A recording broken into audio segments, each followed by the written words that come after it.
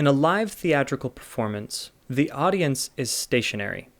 The audience is in one specific location. So if you want the audience to see anything, you have to present your story to them. One of the very first things that every elementary school kid in theater class learns is to cheat out, which means to turn your shoulders and your body towards the audience so that they can experience as much of your acting as possible. This remains true for theatrical performance all the way through the highest professional tiers. The reality is that if your back is to the audience can't see you, obviously. So film is interesting because we can move the audience. See, the audience does not experience the performance at the time that the performance is performed. This camera right here that I'm recording on, that guy, this setup here, and that camera right there, that is my audience. I know in my head that somebody else eventually on the internet is going to experience this. And so I'm trying to think of you, Alex, with the green eyes and the red hair. And I'm trying to talk to you specifically. I'm trying to imagine an audience in my head and perform to a camera. But the point is that you're not anywhere specifically. So if I want to move you around, I can move you wherever I want to move you because it's just a camera. Now that might be silly and stupid, and I'm sorry I took so long explaining a concept that you already understand, but it's cool. You couldn't do that before. It means that we get to look at the world from angles that we don't normally look from. If you were somehow magically in my studio bedroom, which is where I'm shooting this from right now, you wouldn't get down on the floor to look at me from this perspective. But if I want to create a specific emotion or a specific visual aesthetic, I can put the camera down there. Of course, obviously, cameras can also move and lighting can also be controlled. So that is cinematography. So my basic understanding of cinematography is making decisions regarding shot, angle, size, and motion, and making decisions regarding composition and lighting in order to create certain visual aesthetics and incite certain emotional reactions. So let's break down all of the cinematic tools for your disposal. So there are three main things to consider, I'd say, when it comes to the positioning of your camera in relation to your subject. The first is angle. The second is shot size, and the third is motion. Eye level, Dutch, low angle, high angle or top angle, over the shoulder, profile, 45 degree.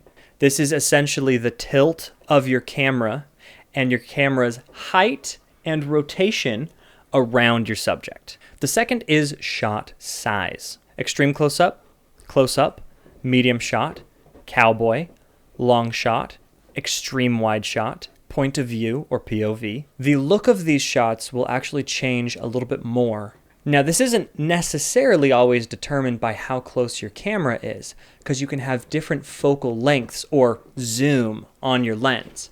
If I zoom in, my camera stayed where it is, but now you're closer to me.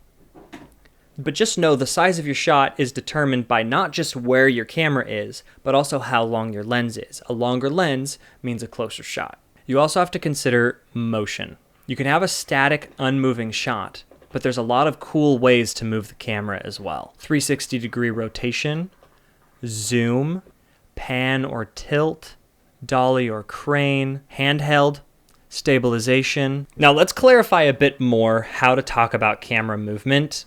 This is important. Now, there are technical terms for each way that you can move a camera, but most clients just think it's a pan for everything, and it's not. It's important to know the technical terminology for different kinds of camera movement so that you can clearly communicate with the film crew what it is that the camera is actually doing. But most people don't know that, and so they just say pan.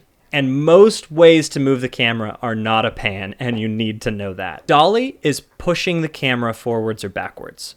A pan is sweeping the camera side to side on a pivot point. A boom or a jib or a pedestal, is a raising or lowering of the camera. A tilt is a rotating the camera up and down on a pivot point. A truck is sliding the camera from side to side. A roll is angling the camera one direction or the other on a pivot point. Composition.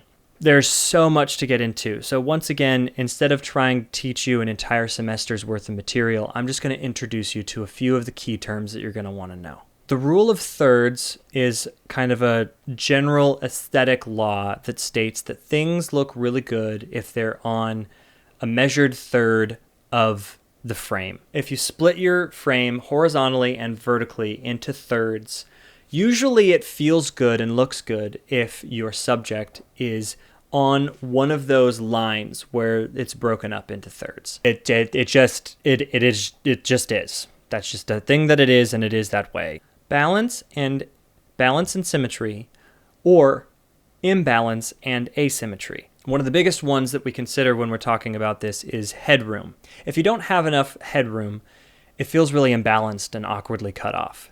If you have too much headroom, it also looks imbalanced and weirdly cut off. Headroom is the space here, just above the head to the top of the frame. Typically, following the rules of composition is going to create pleasing, peaceful images. So typically, if you want to create some emotional dissonance, you'll intentionally break some of these rules.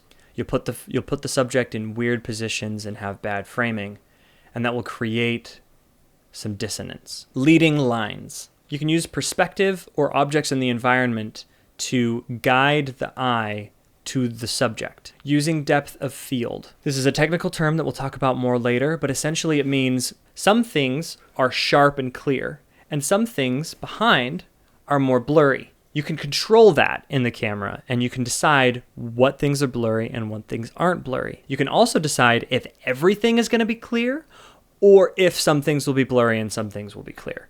And deciding when to do that is up to you. And deciding when to do that is a decision for the cinematographer. Lighting principles. The typical 3-point lighting setup goes as follows. There is a large key light that does most of the heavy lifting in making your subject look well lit. There is a second fill light opposite the key light that fills in the shadows and makes the lighting feel much softer. Then there's a light behind the subject that gives them a rim or an edge. It's a backlighting that helps separate them from the background. You can have high key lighting, you can have low key lighting. You can obviously be super intentional and specific with how you make your subject look depending on how you use your lighting. You can make a really pretty person look very ugly very quickly if you use a bad angle and bad lighting.